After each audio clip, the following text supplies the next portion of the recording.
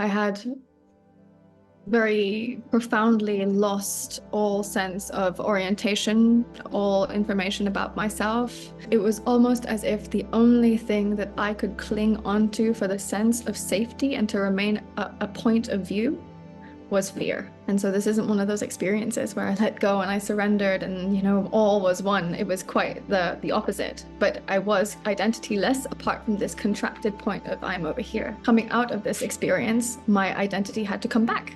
Mm-hmm. And it didn't come back all in one instant. It came back slowly. And I began remembering things about myself that I'm identified with.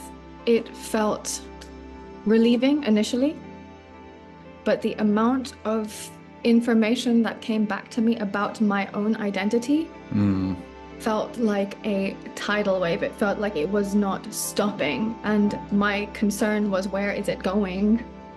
And it was simply going back into place. Hi, I'm Ricky Duriz and welcome to episode 49 of the Mind That You Go podcast. I'm joined by Sanya Manzoor, a spiritual emergence coach and lead steward for the Church of Interbeing, Berlin, a grassroots initiative of community gatherings devoted to reconnection through ritual and holistic inquiry. Sanya supports clients in their mental, emotional and spiritual healing. She also offers sound journeys, communal ceremonies, talks, meditation practices and rituals, all to expand the capacity for depth, devotion and revelation. In this dialogue, Sanya shares her experience of ego death, the grief of lost identity, the painful conditioning of cultural worldviews, and the value of faith and surrender. We look at the challenges and gifts of spiritual emergency, from fears of insanity, confusion and disorientation, to the rewards of self-connection, re-enchantment, and an inclusive way of relating to others in the world. Just a reminder before we jump into the conversation to please like, rate, subscribe and share to help more people access the podcast. Enjoy. A part of awakening is grief. There can be a lot of expansion available, but there's also some grieving that comes with the deconstruction of a worldview that can sometimes feel outside of one's control, almost as if a safe worldview has been taken away. And without this spiritual context or understanding, it may not feel like it's coming from a place that aligns you more with yourself ultimately, or with life. That it's a part of an initiation into more of yourself. And that there is like this continual experience of groundlessness as different aspects of the identity or self-image are chipped away at through being able to perceive oneself more. And how that can be really supported by self-reflection and being tuned into yourself, being able to turn your eye inwards and re-relate to how you relate to yourself. I like that. And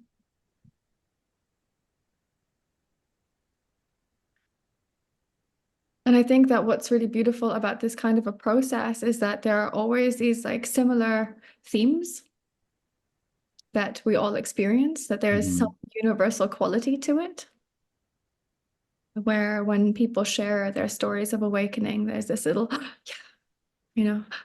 something similar. Oh, there's something essential in that share that I can really relate to. And then there's also such a variety of ways in which that happens, and also, I guess also a variety of aspects of identity that end up being lost or dissolved or transcended or composted. Composted, I like that. Yeah. So I think that the topic of identity or loss of identity is something that's relevant collectively. also it feels that this is part of the like evolutionary movement of humanity as a whole, and that it's also kind of taking place within all of us humans, and feels like it's a very much a humbling process, you know. There's a lot there. And it's very much aligned and synchronistic with the episode after this with Richard Tarnas in terms of worldviews, which we touch upon. And I really like the way that you articulate, you know, the disintegration of a worldview. And maybe that's something we can look at more deeply, because there is an interior scaffolding as part of the mental, emotional construct that you have of self and the world, that an awakening, as you point to, challenges, fractures, even feels like it collapses completely. And that's where a lot of the disorientation is as part of an identity crisis. Sometimes it's an identity crisis in the sense of me and also the entirety of the world that I exist in. And I think definitely over the last few years, I mean, we've seen that with the structures, right? The structures that felt so solid and reliable that we've almost anchored an identity into, they've started to collapse and almost they've been turned upside down through that collective identity crisis that you talked to. So I think that is a really cool topic, as well as I like that you mentioned self-reflection and humility. There all these like buzzwords are going off when you talk. And yeah, I think that initially is a really nice starting point.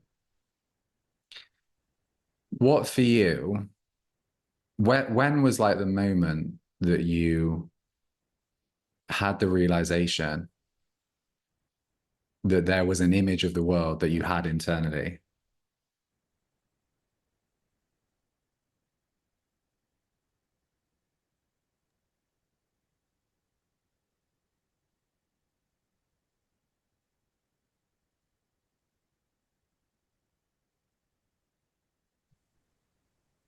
Luna's just digging. Yeah, so for context, there's a storm, right? We're both in Berlin. I can see it as well. So she's getting a bit anxious. She's trying to collapse her worldview. She is, absolutely.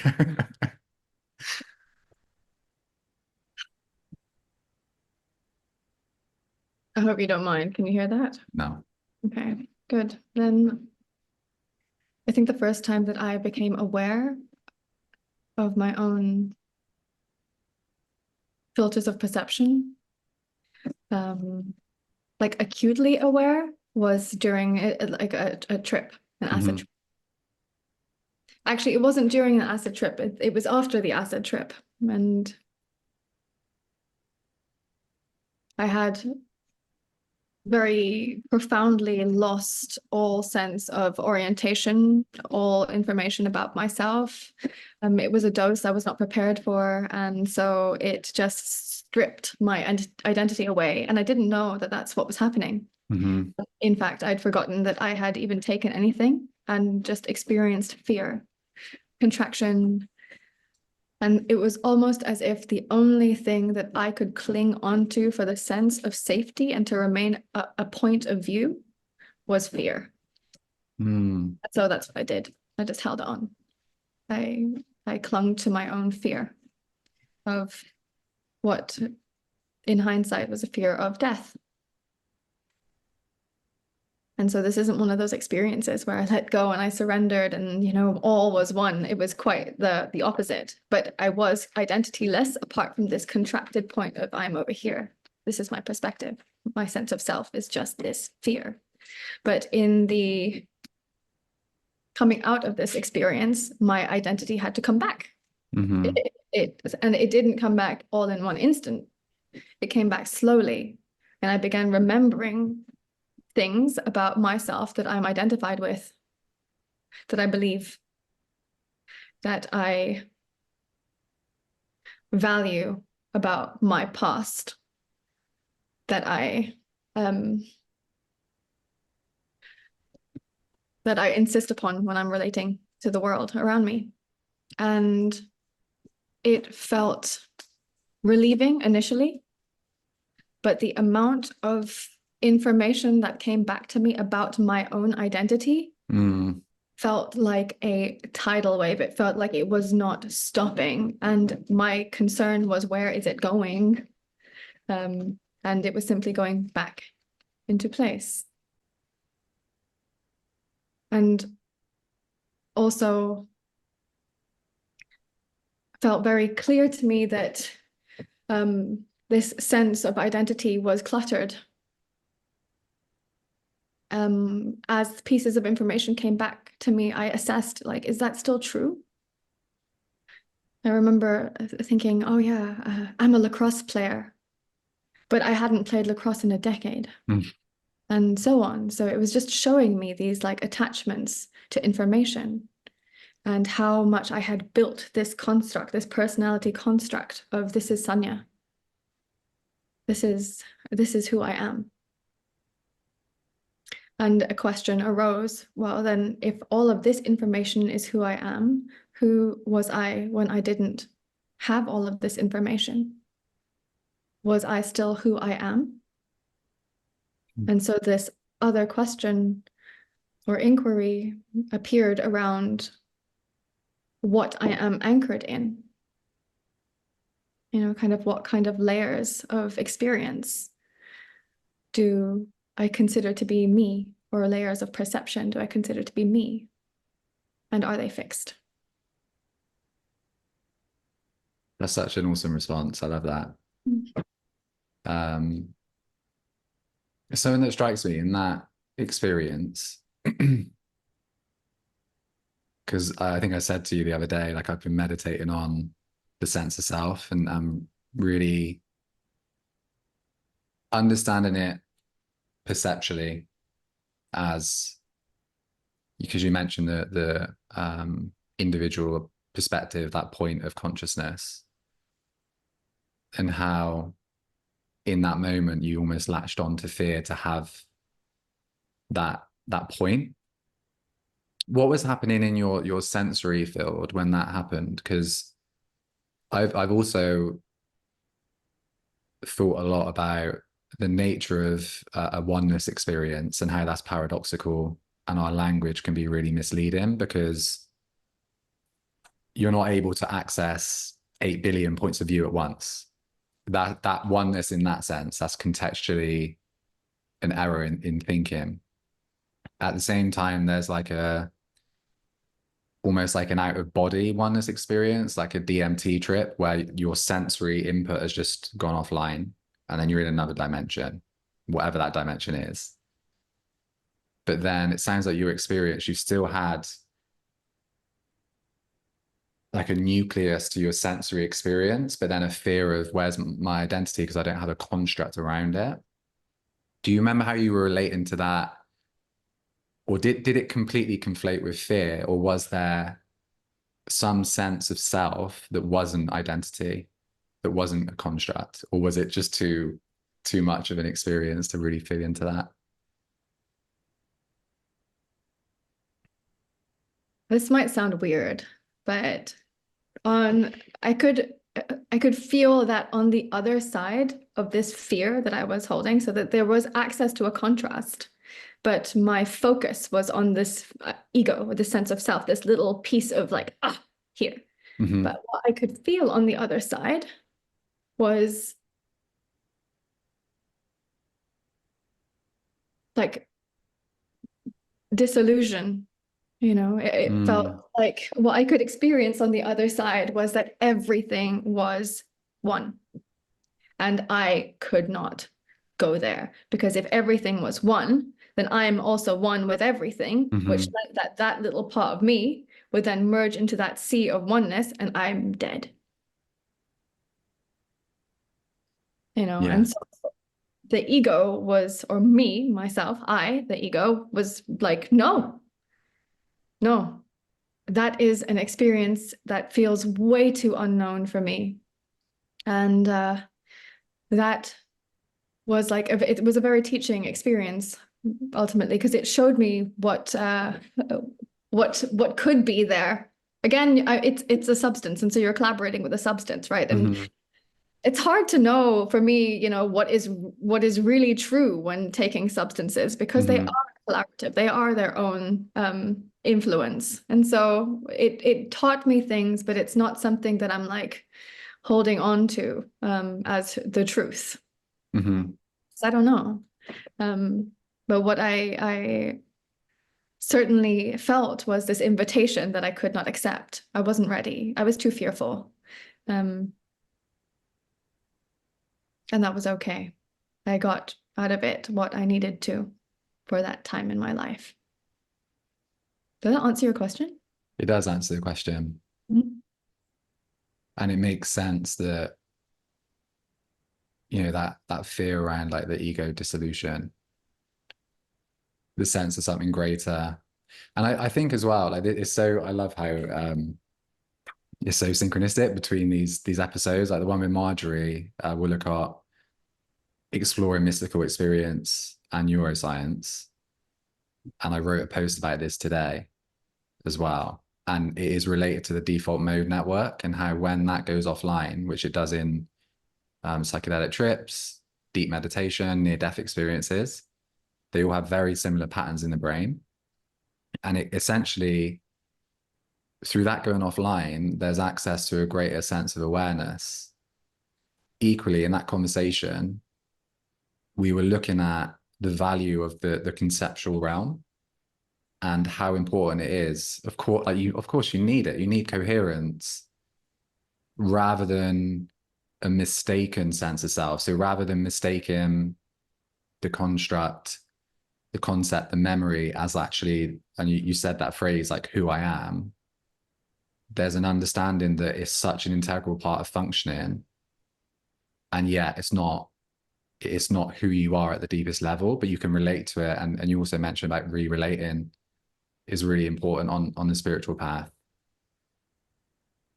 How, like, did that over time, was it a process where you were then discerning, oh, like you mentioned lacrosse and that how that no longer fits, almost like updating the software to then go, can I change it? How do I change it?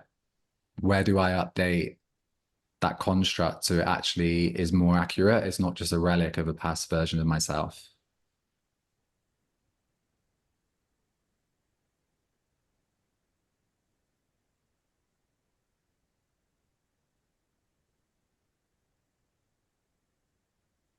What do you mean by it's not a relic of a past version of myself? So that belief or little identity nugget of lacrosse Mhm. was, it almost like passed its sell by date, but it Mhm. still remained as a almost frozen in time, and it can happen with memory. It can, I mean, even on some level, like the beliefs we develop about ourselves at a really deep level that orbit our core wounds from different stages of development, how if they're unconscious and we respond to the world with that filter, it's almost like that relic of the past is forming who we are, even if we've changed. And I think that speaks to like this idea of an identity crisis where those beliefs become outdated, and then it's like, oh, like it can take the mind a long time to update. Like I found that, and it can happen in terms of your template of relationships with yourself, with others, your relationship to different activities that you enjoy, etc. That was a long response to your question, but so yeah, really talking to that as a relic, like the beliefs, the parts of your identity that no longer felt relevant. Was there a process, or was it more kind of intuitive in terms of uprooting them?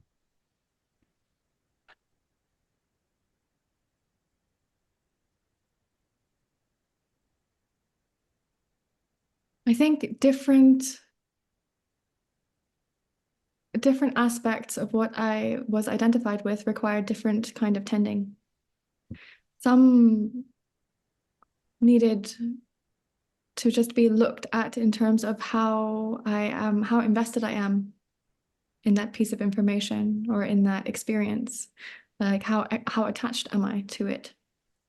And to what extent does that attachment create a sense of fixedness in myself? And if that was true or not, and just investigating those things. And so often that had to do with things I'm good at, you know, or that I was once good at, and things that I did practice once, and things that brought me attention and applause, and the more challenging aspects that required more care were the things I did not want to look at about myself. So one example of that would be noticing how it was that I had created a separation between myself and other women. That was not something that I could just notice at that point in my life. That required an actual shift in how it was that I was relating. That was a journey. It was a day that I really sat with this question of how it is that I am creating separation between myself and other women. And I could see and feel all of this imprinted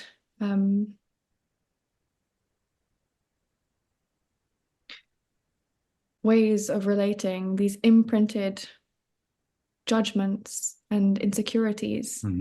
When I asked, like, is that true? Is that truly how I feel?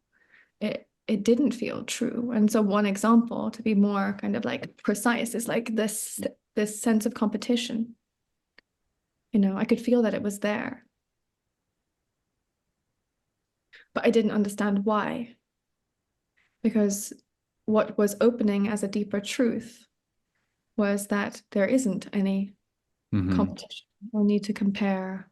And this is a very human example, you know, but then I was like, okay, then where does this come from? Why is this there? Why is this sense of separation? Where are all these insecurities coming from?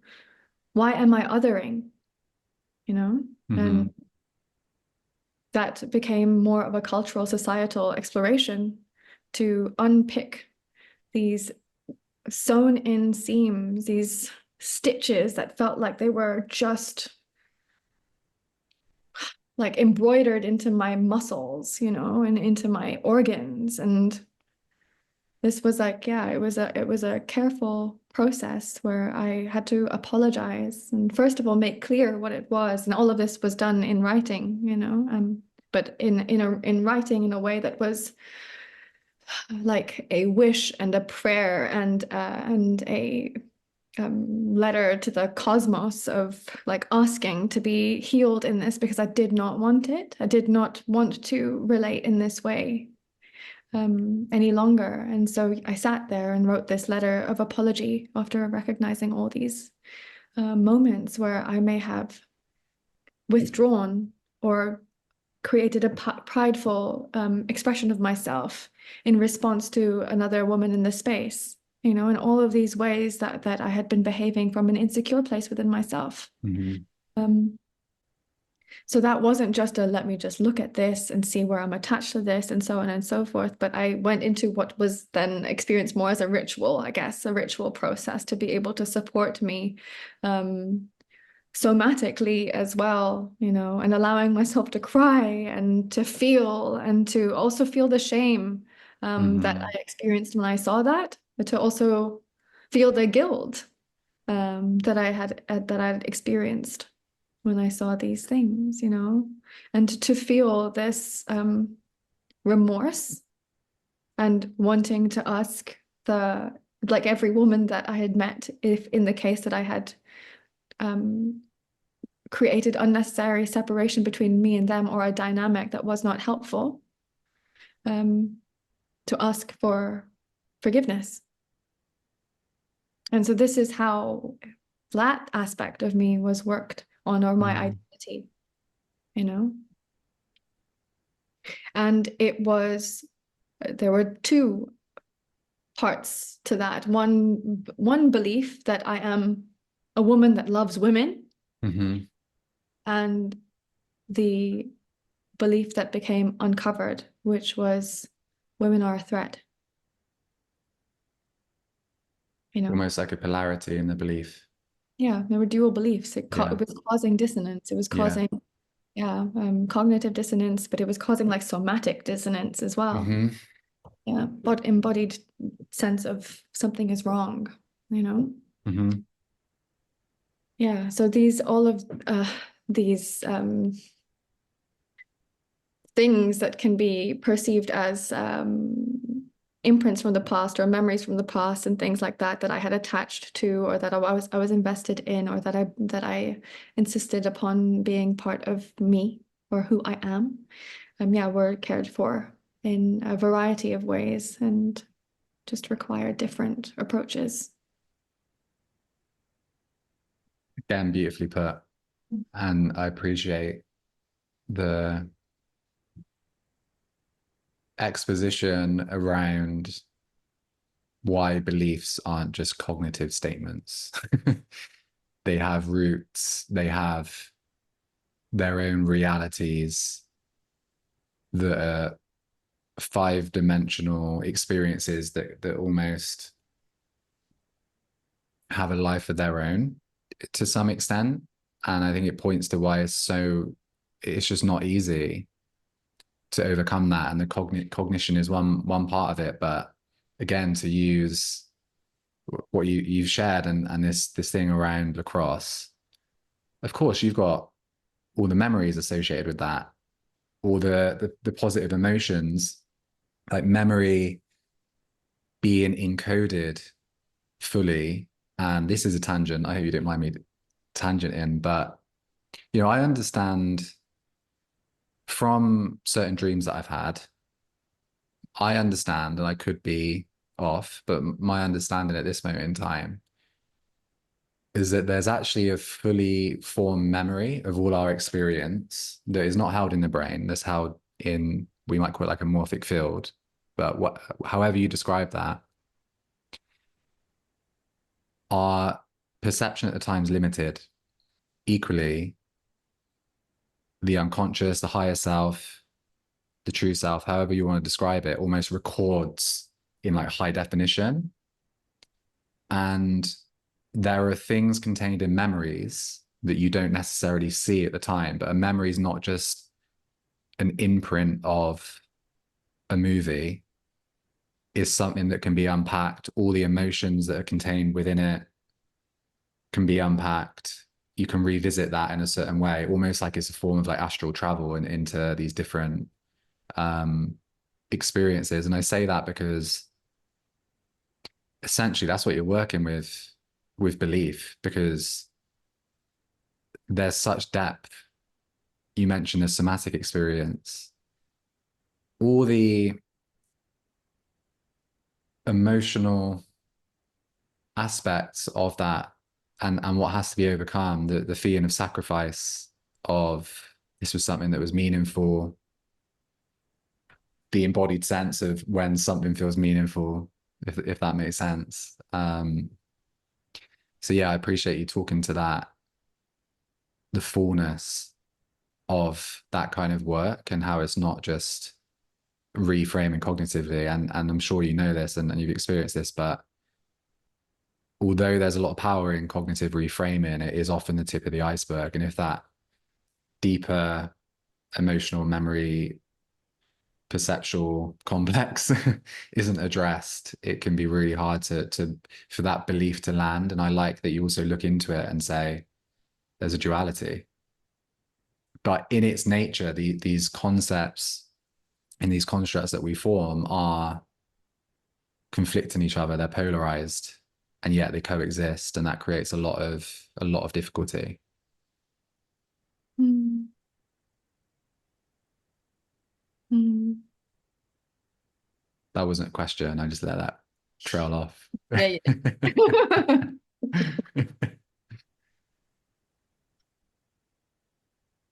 Yeah.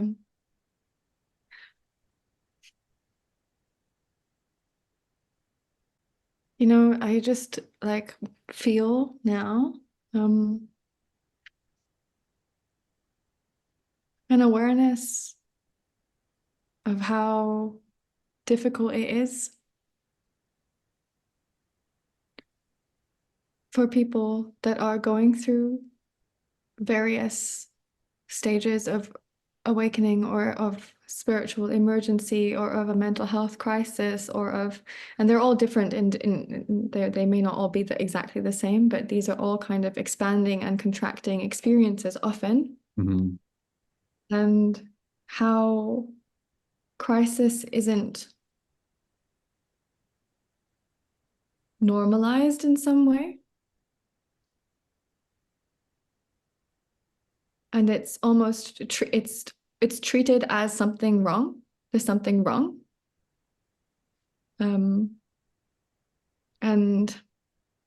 yeah, I just feel a bit of sadness around the amount of people that may be very quick to judge their experience, to hide their experience, to suppress their experience, due to it being perceived as something unwelcome, as something that isn't part of in this era's rite of passage, Mm-hmm. and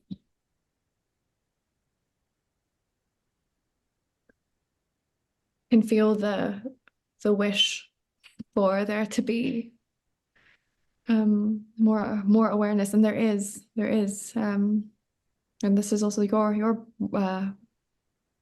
life's work, is bringing awareness to this and serving an audience that is ready to be helped in navigating what can feel like a very disorientating and groundless experience. Mm-hmm. That is not supported by the widely accepted worldview. And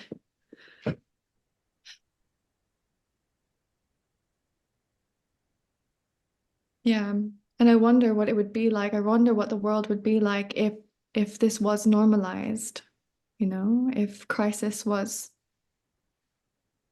normalized. Mm-hmm.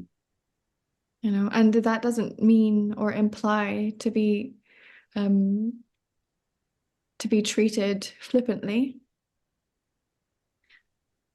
but to be given the same amount of care that we give to celebration, and to be given the same amount of care that we give to birth that take place, and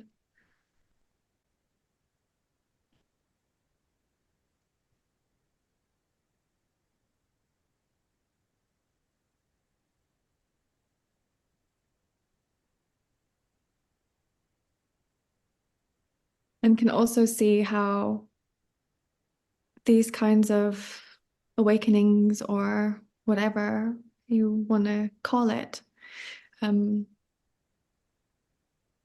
create so much discomfort. It can create so much discomfort in the body, and can open one up so much sensorially.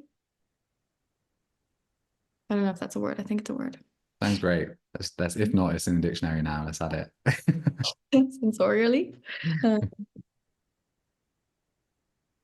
That having this influx of data, having this sense of a disintegrating identity, can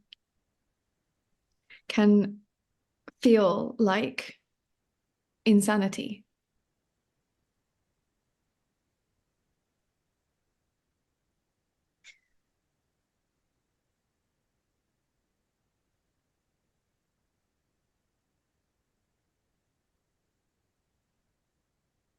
And if we only had better ways to relate to this experience, if only we had more systems and structures of care, not a marginalizing care, not necessarily even a pathologizing care,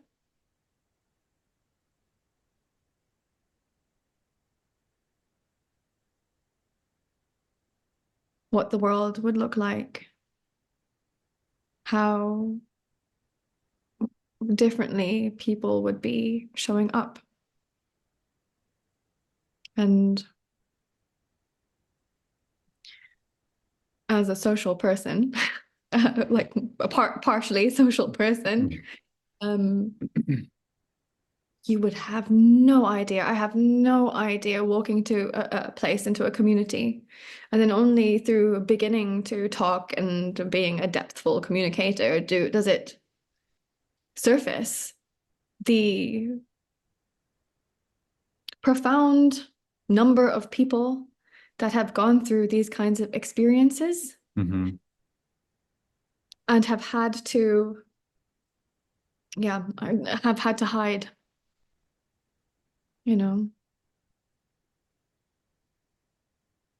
or experienced shame. Yeah. And so I think more than anything, what I'm articulating is just this like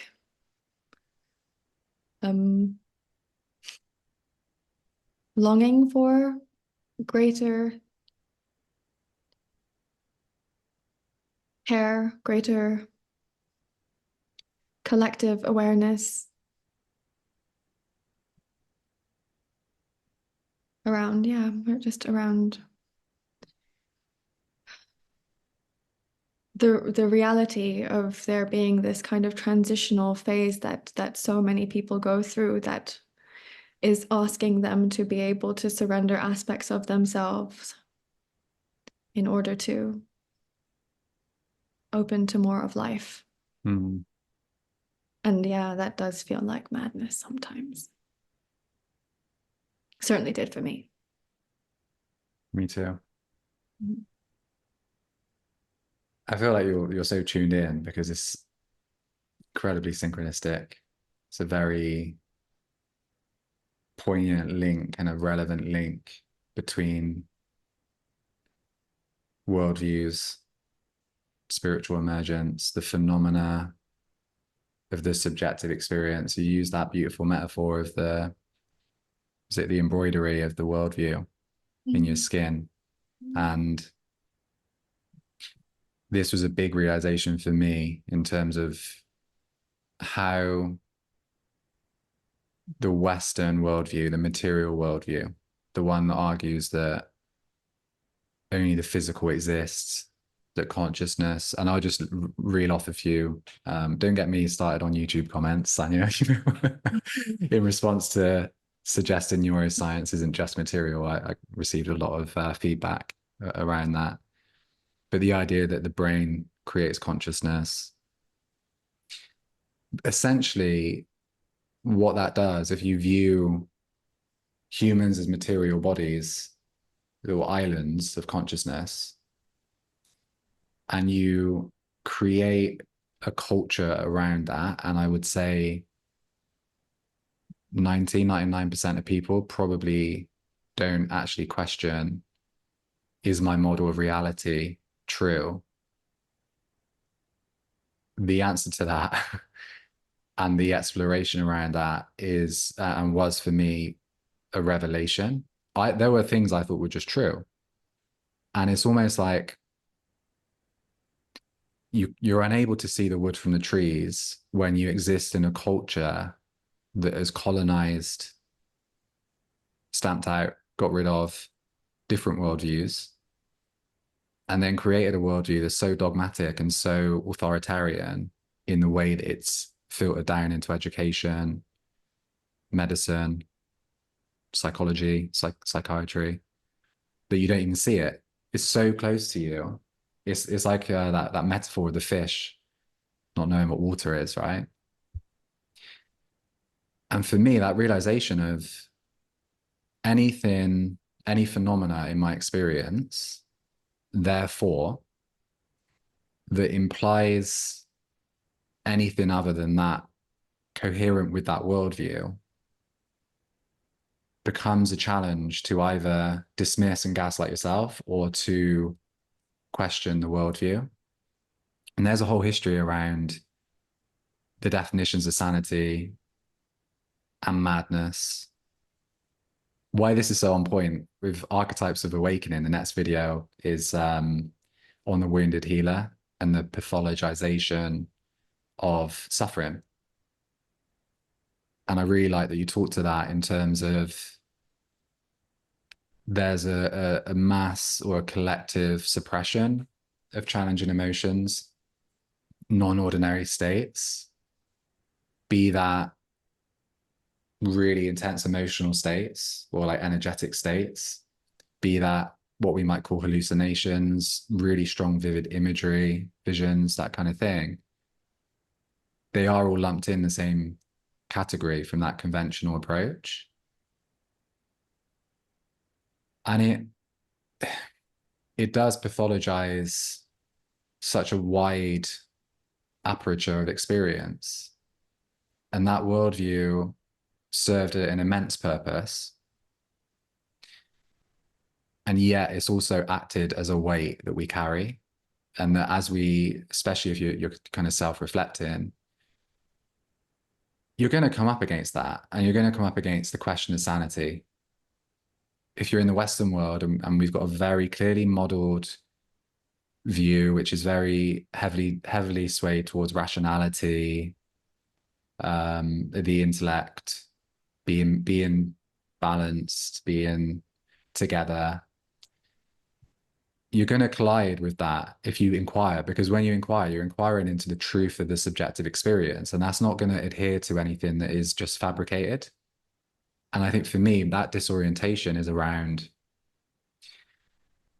there's inner cognitive dissonance, but then there's also the cognitive dissonance of my subjective experience and the reality I've been told that I exist in. And that is such a potentially isolating and challenging thing to go through. And I think that is the reason why a lot of people dismiss their experiences, or they kind of push them away. So I really like that you talk to that and the level of care required to usher in what our transformative experiences without, and you also mentioned this, like without minimizing the suffering.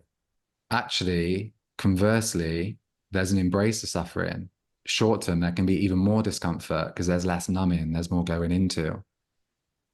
And I think there are bigger questions around, but they're huge societal questions around functioning and what it means to function. Because in these states, going through these experiences, not only do you've got to get your shit together enough to pay taxes, to buy your groceries, to like organize things, to go to work, to show up for work in a way that you're not going to get reprimanded for not doing things in the right way, to socialize, like all of this stuff in our world. It's not only a worldview, it's a culture that comes from it, requires a degree of functioning. And that degree of functioning as a strand of that worldview and that culture is one based on that quite narrow definition of sanity. So these non-ordinary experiences are inherently stigmatized. And I think that can, yeah, you mentioned shame. It can add to the shame. I know a big thing for me has been that experience of, why am I different? Why do I struggle to be normal? And even the intellectual understanding of, well, there's no normal, can still, for that to land emotionally, it can be really difficult when you kind of are confronted with a lot of this stuff.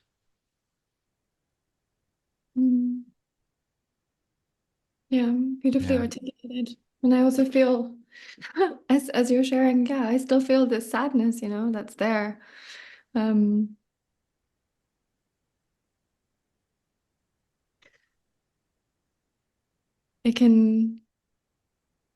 It's almost as if this structure that we're in, the societal, cultural structure,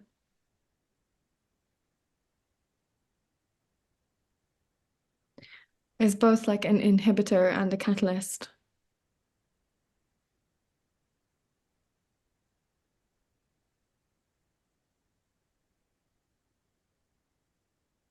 Because the amount of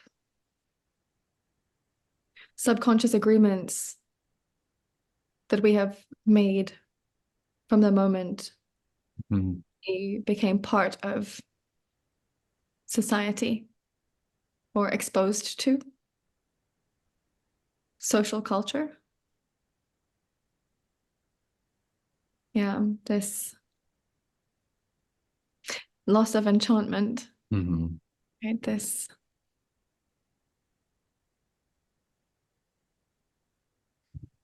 consistent sense of creating a denser and denser identity, which therefore creates this sense of even greater separation from everything. How the identity can exist as a barrier.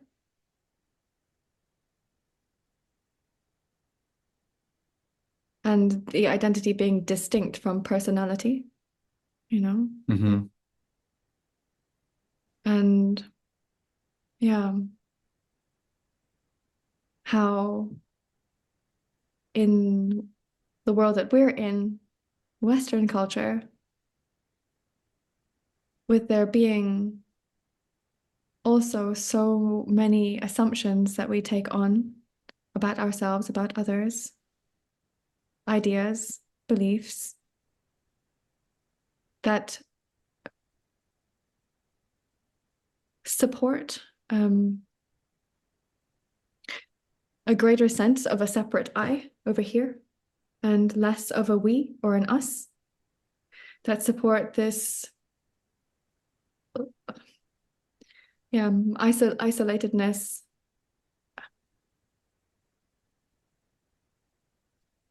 and how I'm aware that I'm talking really slowly, but it's It's all just good. It's a nice pace. thank you. Yeah, it's a Cool. nice pace. Yeah, and how all of that can initially, at least, become so kind of create such a concentrated sense of separate self-identity that it either begins to hurt us through continually to continue the continual perpetualization of othering, or it like implodes us in some way, you know? And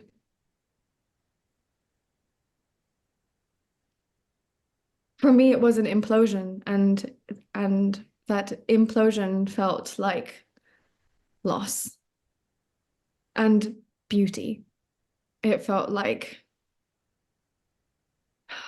yeah, it felt like mourning and celebration. It felt like,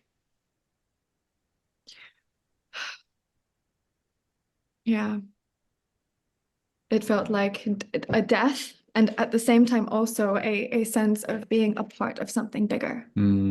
I couldn't suss what it was. I couldn't, the mind couldn't figure it out, you know? And I feel that this is such a needed experience for humanity in order to feel ourselves as a humanity, to feel ourselves as a species that we are being together, and how the lack of capacity to surrender the aspects of the identity inhibit us from feeling this humbling experience of being a part of something bigger and not being the center of the universe, not being, I mean, what's popular now is like not being the main character, you know? Yeah. And your subjective experience is always there. But yeah, I question how it is that we all relate to that subjective experience. And to what extent do we value collective experience? To what extent do we value diverse perspectives? To what extent are we able to sacrifice aspects of ourselves in order to become a uniquely functioning part of a greater organism and ecosystem that isn't part of capitalism or industrialization and so on and so forth, like that is actually more closer to our natural state.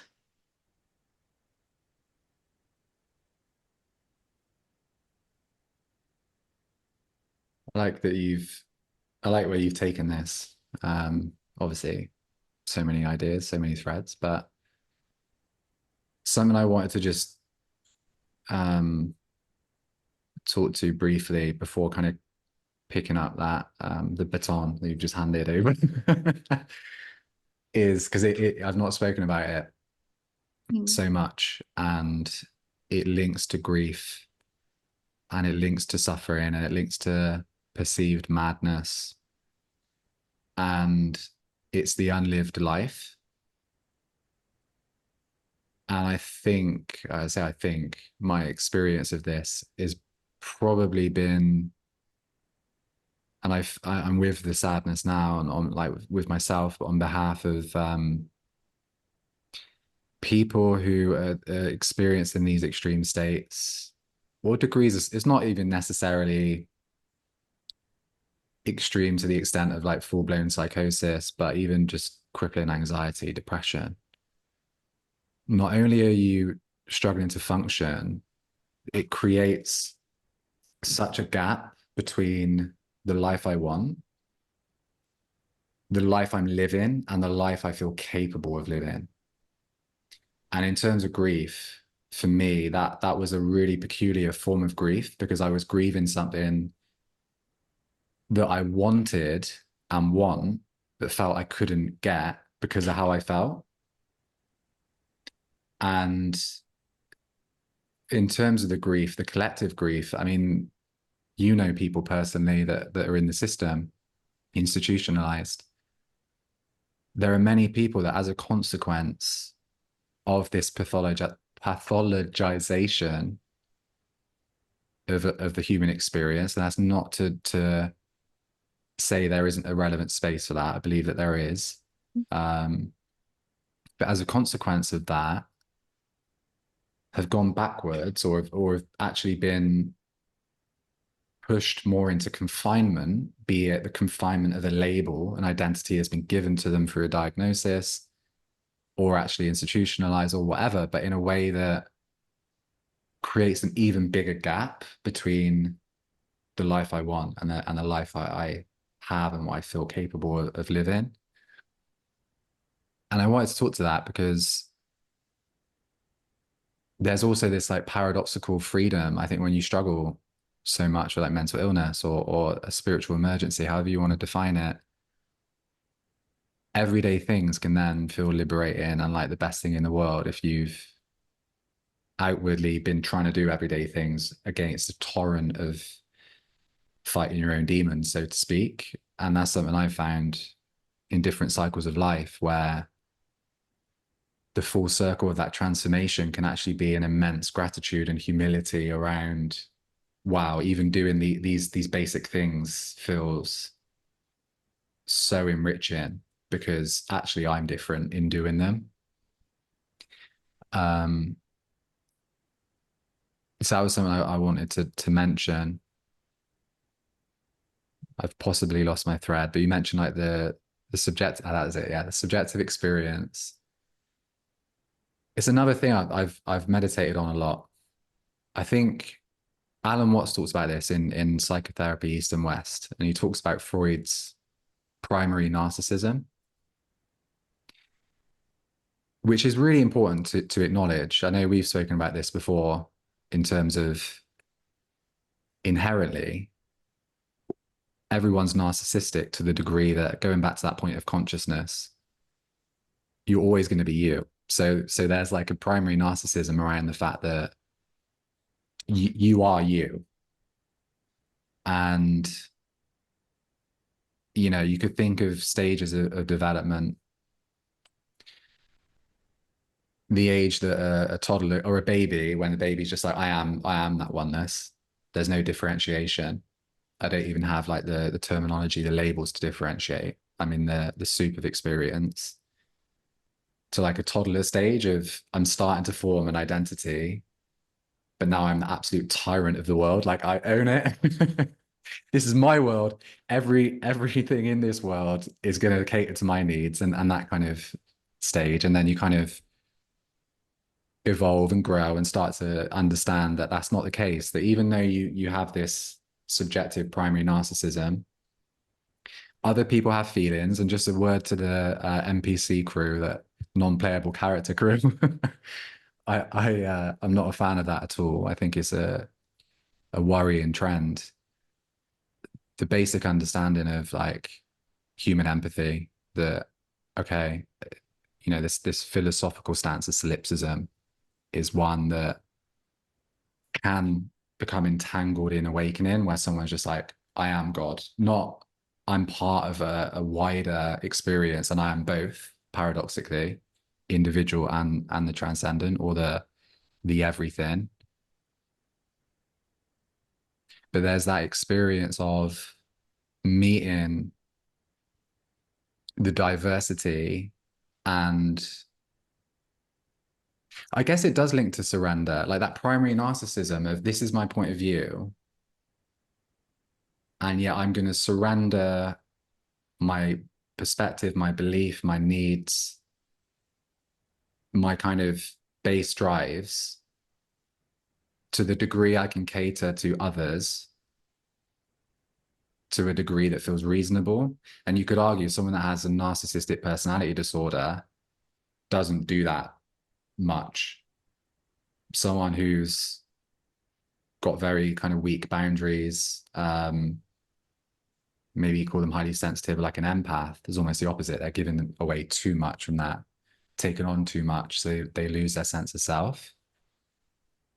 But I reflect on that a lot because, as you know, like my experiences of awakening and paranoia, from my perspective, recently I've been thinking, how does anyone awaken to this dimension without experiencing paranoia? Like, and that's coming from me, and obviously whatever traumas contributed to that. But the experience of being this subjective point of view, simultaneously then being aware that you are all of it, naturally, for me at least, kind of surfaced the residue of that identity in a way that there was conflict in growing into that interconnected, or like embodied interconnection that is inherently paradoxical. I am a part and the whole, neither or. There's some kind of third element at play, if that makes sense. Just going all over the place with this, but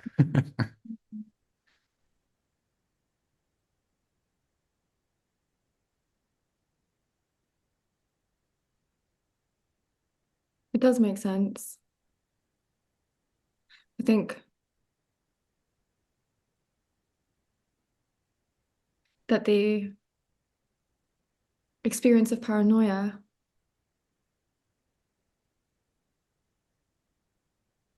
again, like it depends on your worldview, right? mm-hmm. And whether or not there's a worldview that can hold you,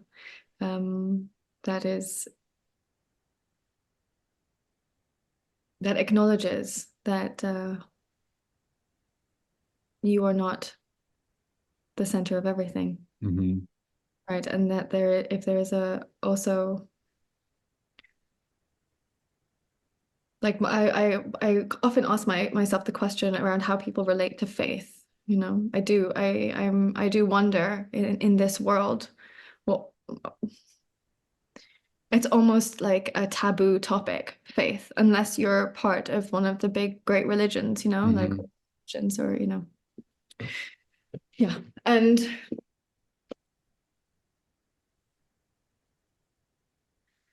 similarly with surrender,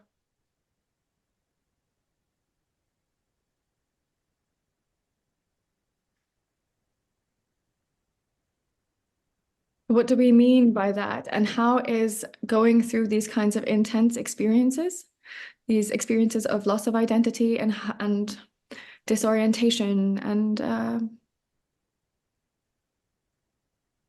so on, how is that impacted or supported or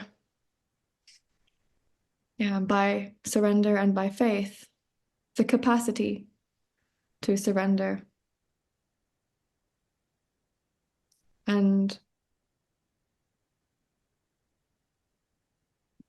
and therefore like what is faith? Mm. You know, I feel that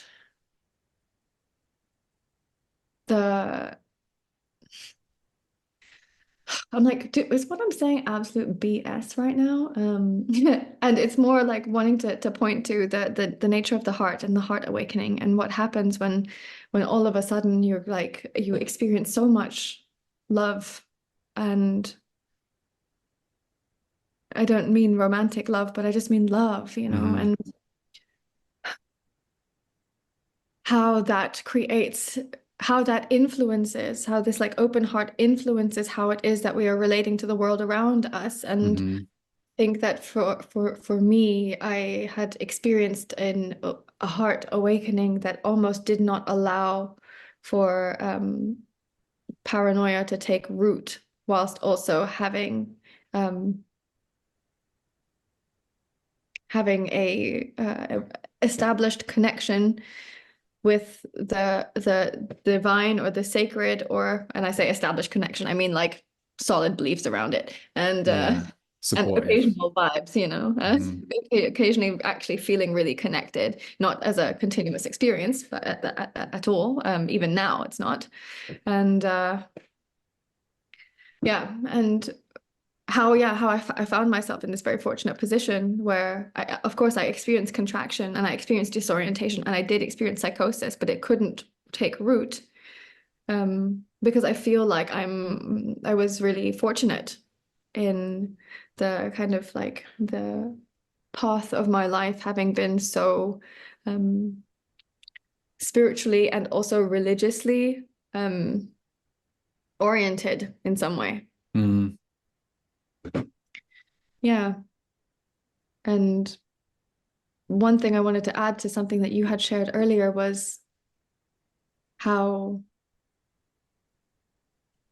that I think it's awesome that your experiences, including those that have been crippling and really challenging, have allowed or facilitated the re-enchantment of the mundane. And I was having a conversation today with a woman that I will be interviewed by, and she wanted to know a bit about my story, and was wondering where like what is my real spiritual practice, And I was like, what is my real spiritual practice? Come up with something spiritual. No. And it wasn't that. It was literally like, who am I on the street when I head out onto the streets of Neukölln, where I live in Berlin, right? Like, who am I? How am I? And when I step into the cafe, who am I? And how am I? Look at this. There she is. Hello. Hello. Yeah. And I feel like that is this is the kind of a practice for me, is like it is in the mundane. It is mundane. It's not my meditative practice, it's not my movement embodiment practices. Those are also supportive, but for me it's actually just in these kind of like moments of life that go unnoticed often, you know. Mm-hmm. That also brings me to a idea or experience or thought around where is spirituality and where is it not? Where is divinity and where is it not? Mm-hmm. What is holy and what isn't? Where is God and where isn't God? You know, and that's not fun for everybody. That's not fun for everybody. And I feel that the people or the spiritual pathways of transcendence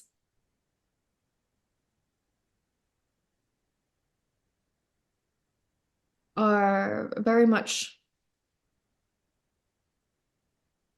able to take God out of matter. Mm-hmm.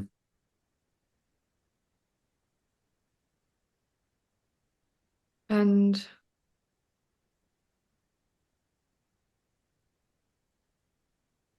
is that true?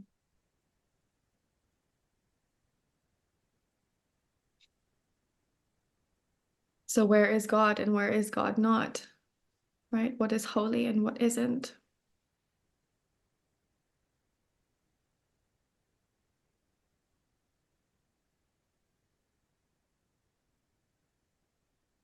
Where do we draw that line? All of us differently.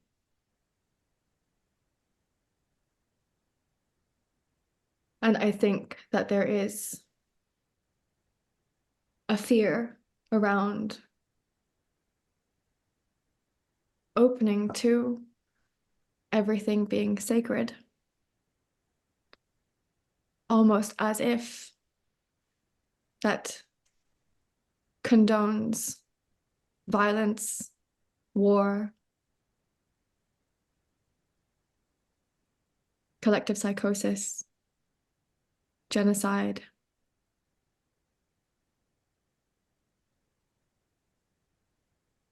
Dehumanization of people. Mm.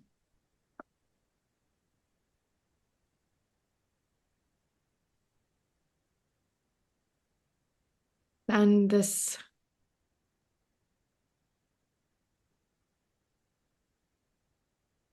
other kind of sadness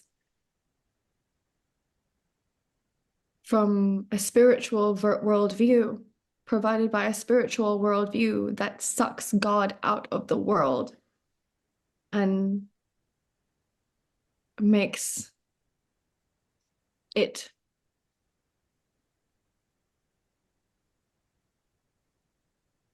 only available in a transcendent experience when the world has been renounced.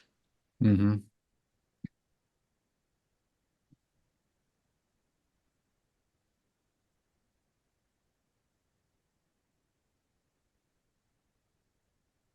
What are your thoughts? I think you've just opened like multiple Pandora boxes, right?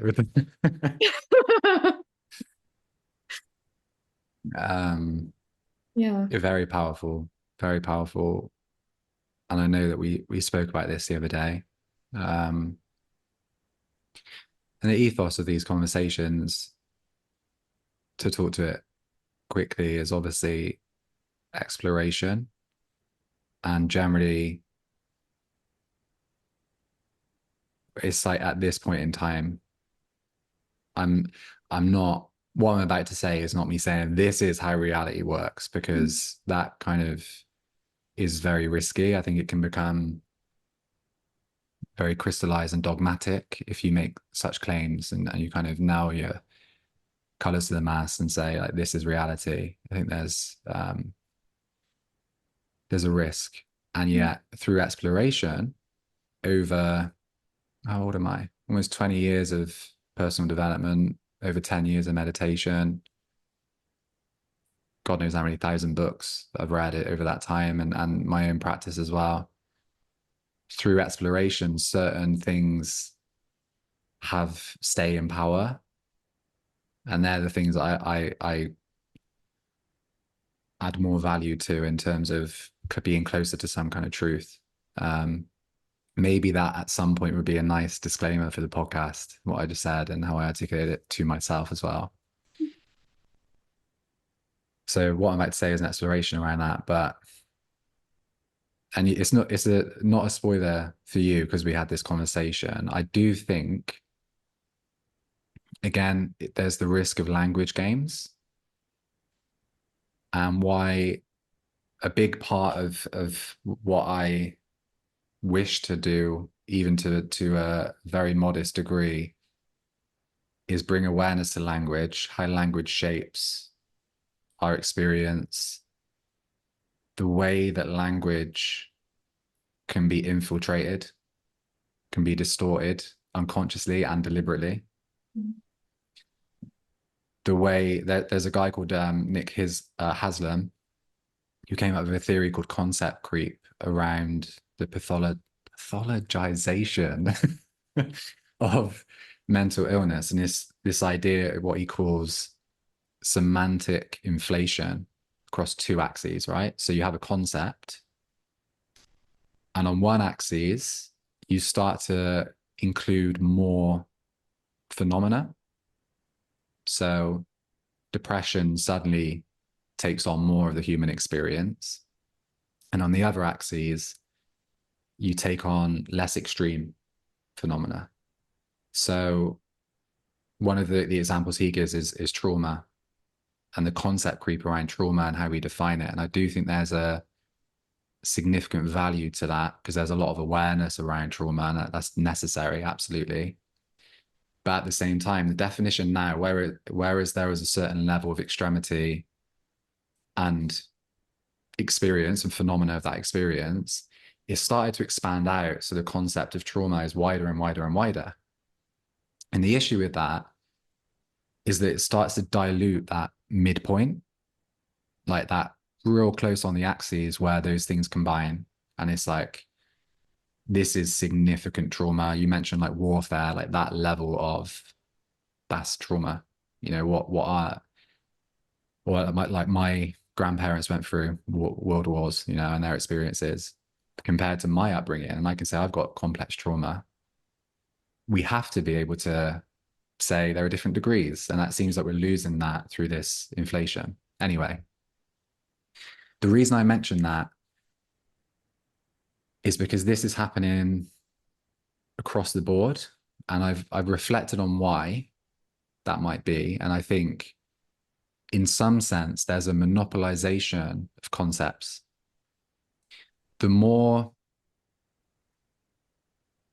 piecemeal or broad concepts are, the less nuance, the less complexity, the more polarity, the greater simplicity in just being like, that's God, that's sacred, that's depression, that's trauma, that's narcissism, that's gaslighting, you know, all of these kind of hot topics that have just expanded and expanded. And I think part of the issue is that you have people mention God. For example, just look at in America, Biden and Trump, whatever your view is of either of them, both talk about God in a certain way and link it to their political policy. Or you might have the dogma of certain institutionalized religions that talk about God. Or you might have esoteric spiritual traditions that talk about God. And they're all using that one word to cover such a variety of experience. So I think that's really problematic, because the way in which we haphazardly use concepts and terminology starts to actually create a lot of confusion, especially when the experiential realm of God, of the sacred, is not in language. And then you just get a whole myriad of issues around that. that is a really long-winded kind of entry point into my personal definitions would be that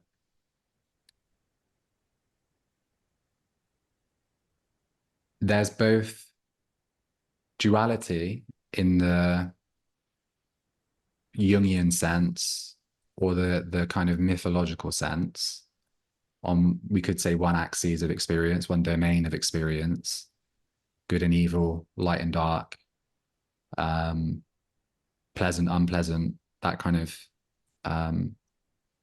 polarity, duality, within which there can be different degrees of what we might call sacred. And sacred for me is a term that does differentiate that, and that's just how I use it. I think of sacred as like a sacred space is different from just any space.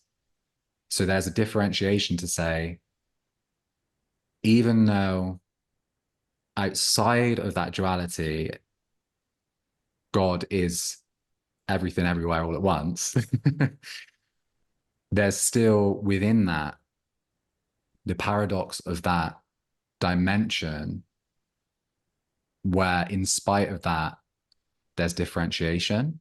And I think that's why it gets so difficult, because it's like, again, it's paradoxical, because you can say a space is sacred because it's differentiated as sacred.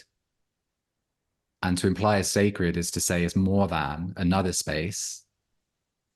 And at the same time to say, but God is equal in both of those spaces.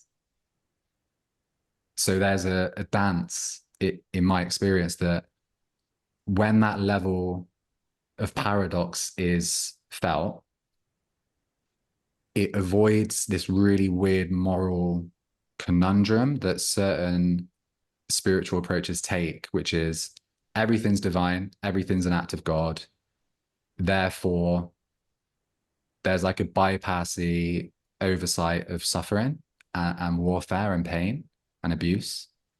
And I think that understanding of the paradoxical more than, less than, and both equally is, for me, a good model of like that kind of contradiction. And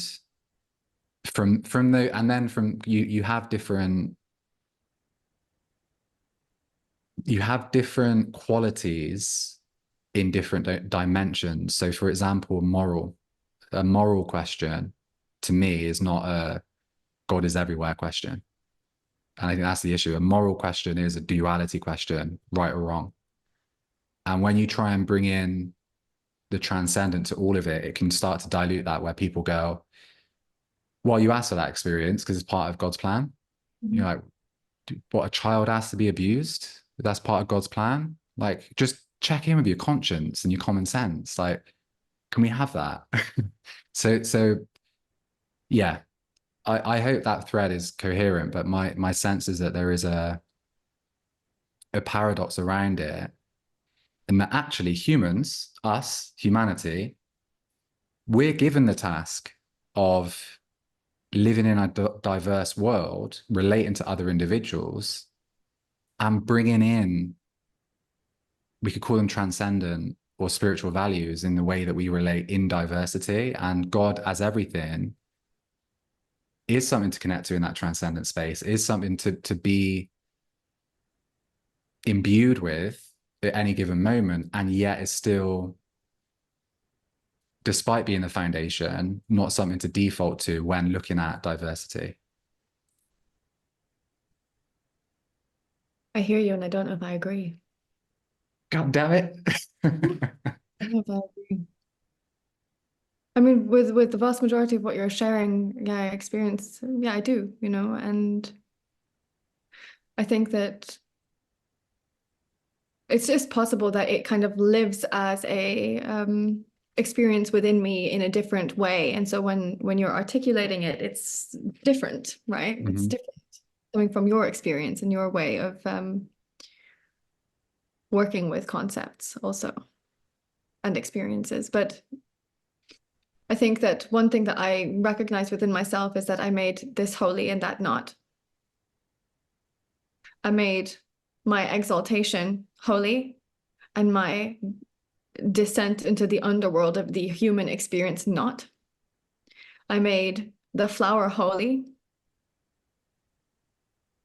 but the random poop that Luna eats, not, you know? Can I real quick just interject to say we are talking about slightly different things, and I can unpack that, but I agree with that, what you're saying in terms of the conscious differentiation. Like I agree with that, and I can explain the difference. But yeah. Yeah.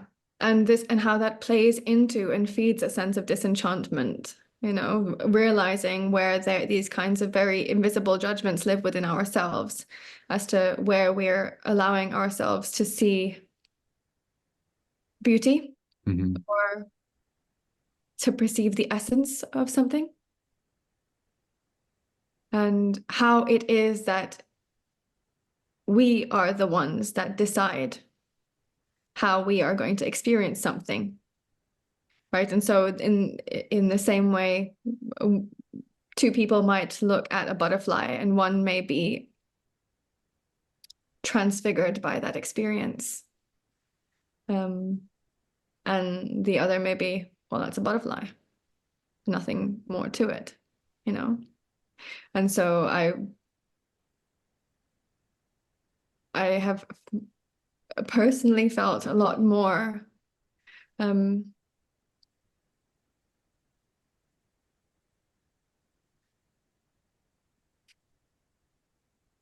need to have an expanded capacity for life in order to be able to recognize the sacredness of all things, of all experience, of all things to celebrate and things to mourn, of all pleasurable experiences and painful ones too. Without that negating the profound suffering that is experienced, the harm that is felt, the non-condoning sense that arises, when atrocities are heard of or seen or experienced.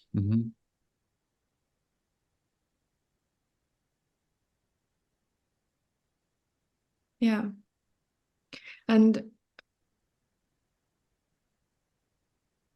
initially holding that, like, a perspective, let's say, can feel uncomfortable. It can feel like you're doing something wrong, right?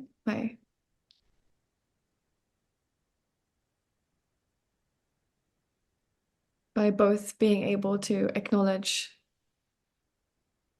the sacred in the transcendent and in the immanent, and the immanent not being fragmented into this is enchanted and this is not enchanted, Yeah. I think we're actually pointing to the same thing, and it's a good example of why language can be so misleading, and the reason I think we are is how you explain, like, one of the things that you said for me was like that God is everywhere experience, in the shit that Luna eats and in the most kind of ecstatic, exalted experience, God is everywhere.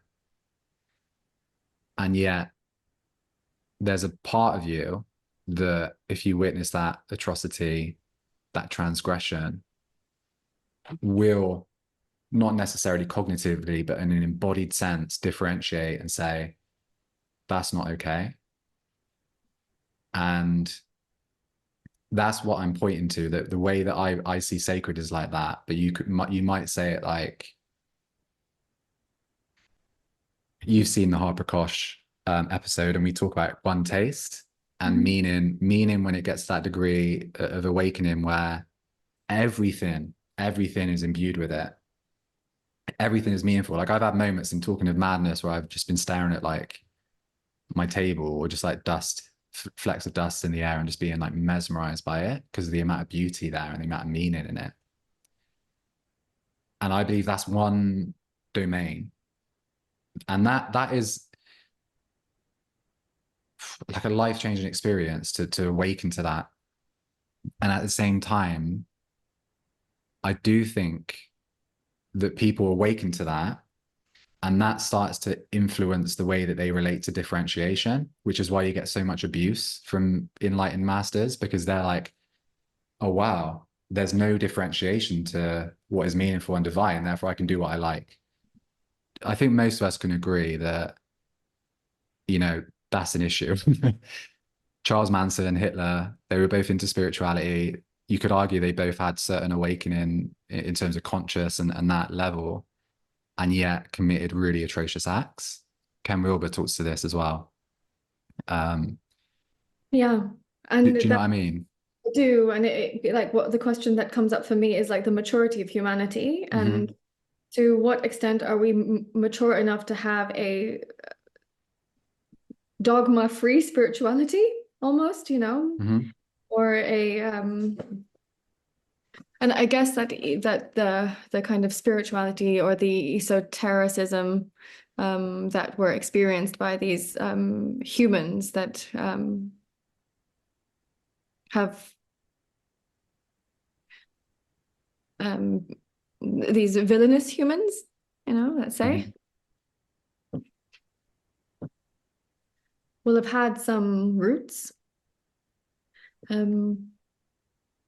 But yeah, like I find it interesting to feel into to Christianity or to Judaism or to Islam, where there's like a code of conduct that may have been more relevant to the time in which it was written or given or established. And still this wondering whether or not in some way is that more helpful to orientate towards goodness? Is that more helpful to live more harmoniously with one another?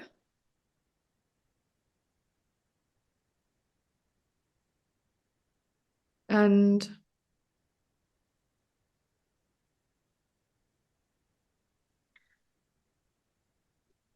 the relationship with that, for example, that like New Age spirituality, which can often feel like pop spirituality,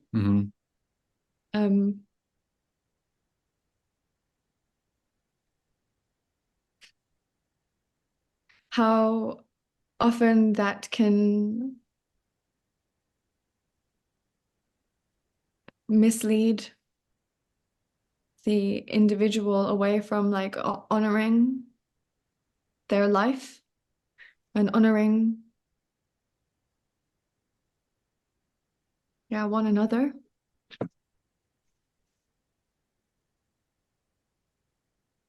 And how it can also support a further sense of self-importance and like the spiritual scene is a funny scene, you know, it's a funny scene. And there is a lot of sincerity in there, and there's also a lot of blind spots in there, and it is a world that is kind of like a free-for-all. Yeah.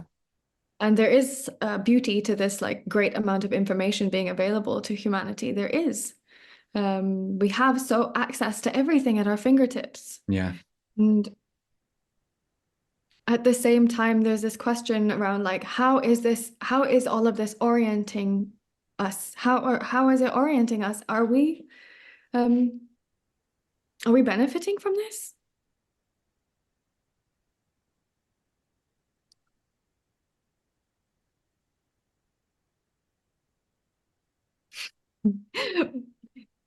I'm aware that there are many topics being kissed but not dived into. Mm-hmm.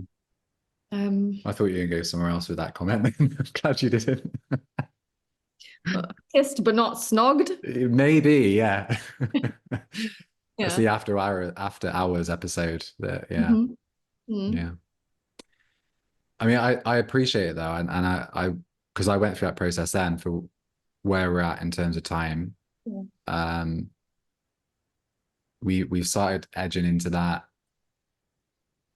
seeking, and so lucidly expressed as well. I really like the direction that you were moving in around that, and the questions around orientation, the value of religious structure. Absolutely. Like, I think there's a risk of throwing the baby out with the bathwater and just saying like all institutionalized religion is dogmatic. Actually, there's a lot of gold in there. And I do think code of conduct is valuable because it teaches a spiritual discipline. I mean, even if you go on a Vipassana retreat, you've got to agree to their code of conduct. You have to, like, that's part of you get to do the course if you agree to a code of conduct. So be it Christianity, be it Islam, be it Buddhism, be it Hinduism, ethics and conduct are integral to all of these as wider philosophical systems. And that is something that New Age, Wild West spirituality doesn't have so much of. And that's worrying, actually. And I think it also lacks, there's like the imbalance towards rebelling against structure, rebelling against certain social agreements that can create a really malleable, overly fluid way of relating in some sense as well. So I really like that like how you articulate that, and for me they're the right questions to be asking. Yeah. They're really powerful questions to be asking, because the collective identity crisis is clearly one that is also religious. Like there's a resurgence of Christianity. There's also people that are probably increasingly were atheistic or agnostic that are like, oh, wait a minute, there's something in the air, something more to this. So I think that is an incredibly valuable and necessary process of, you mentioned the word maturity, just maturely, can we get together and just say, right, guys, what's working? What can we get rid of? What serves us? What doesn't? And also, can there be plurality in that? Can there be diversity in that? Can there be flexibility in that approach to spirituality? I think they're all really powerful questions. Yeah. And I also think that one thing to add is how to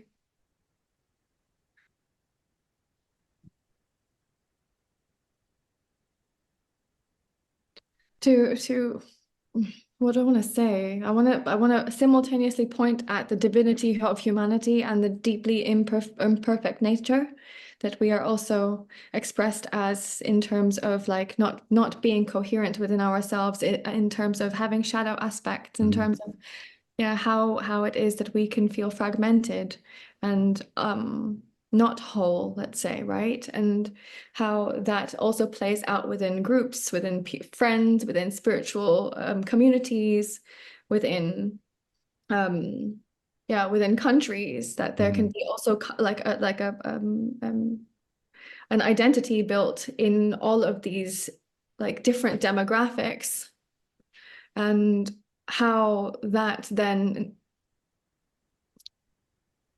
kind of influences the way in which information is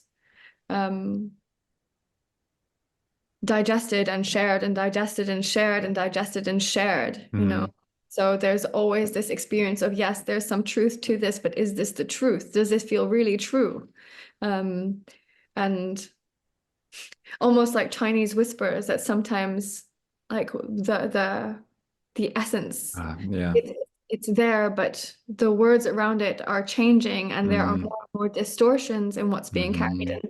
And just as much as I think like the great religions are helpful, I feel they're problematic in the same way that I feel with the New Age spirituality and this kind of non-dogmatic way of relating is helpful, because I think that there's like a lot of collective pain that has been experienced within things that feel institutionalized. And this like movement towards liberation, and this value that is emerging as a response to what can feel like imprisonment or constriction. That this value of freedom, and therefore, it's kind of like the Jiddu Krishnamurti movement of no one is your guru. And that also is kind of more pointing towards responsibility and like self-responsibility, and how we are so readily making gods out of the people around us. Or essentially giving power away, right? And how then the human condition morphs something from its kind of like essential expression to its kind of like, I don't know, less essential expression. Like that's the body language. And one thing that is important for me to say is that everything I say is not non-conclusive. I don't have any conclusions. I don't know if I believe everything I say. I don't. And I can only share what feels true in the moment, whilst also recognizing that I am constantly changing. And I know that we embarked upon this conversation because I had shared with you that I was feeling kind of nebulous in my identity, and I think that to bring it full circle is a frequent experience in surrendering aspects of oneself, and in this case of myself,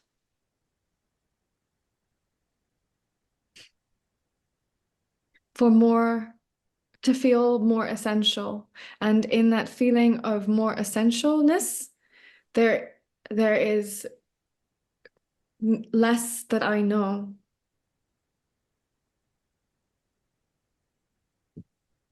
And I think that's, at least in my journey, that's part of becoming closer to an experience of interconnectedness.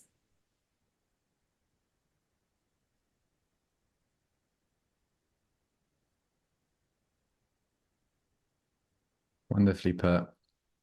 And I'll draw us to a close because you mentioned full circle, and as we both know, we could keep talking for another 3 or 4 hours quite easily. And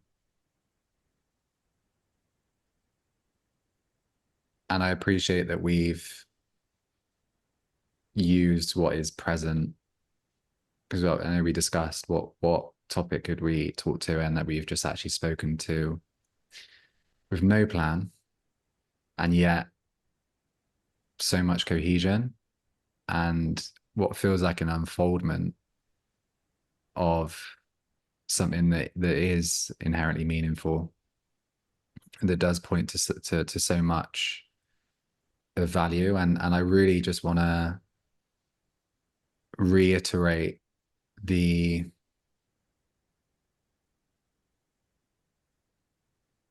poignancy and the power of the way that you articulate, and to reflect that I really see it as a gift, and I really see, and I know, like, there's no dogma in terms of what you're saying and necessarily belief or knowing, but at the same time, your approach, your curiosity, and the way that you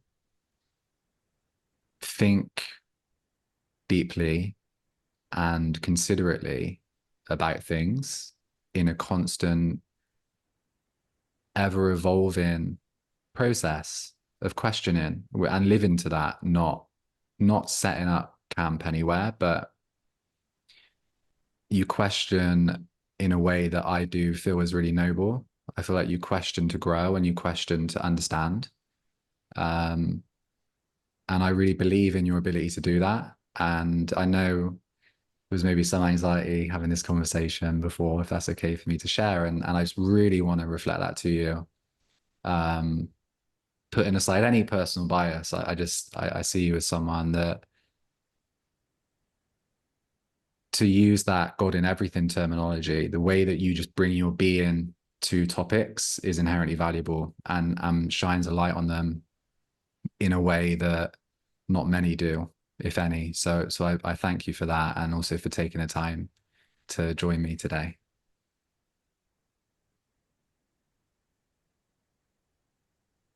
Thank you, Ricky. It's a pleasure speaking to you, as always. And, I can only echo back what you reflect to me and the immense value that I get through being able to have this great privilege of having you as someone dear and being able to share and explore with you. You're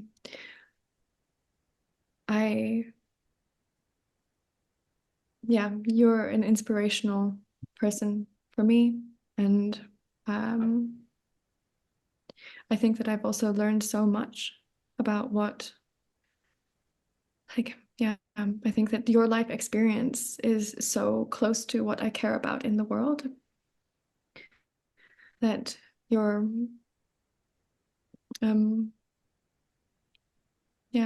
life feels like a poem that lives close to my ear and is, whispered in ways that reorient me towards the things that feel really important and meaningful. And I also appreciate that you live your life in a similar way, as like a big old question mark. And that curiosity is something that actually ignites more curiosity.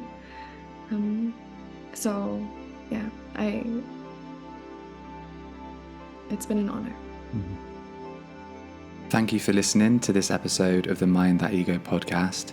To stay up to date, you can join the Mind That Ego mailing list if you head to mindthatego.com/MFM. You'll also get a copy of my book, Mindsets for Mindfulness, when you join. You can also follow Mind That Ego on Facebook and YouTube, where the podcasts are also displayed in video format along with other inspired videos that I create. Or if Instagram is more your social media of choice, you can follow me at Ricky_Deriz. That's DERISZ.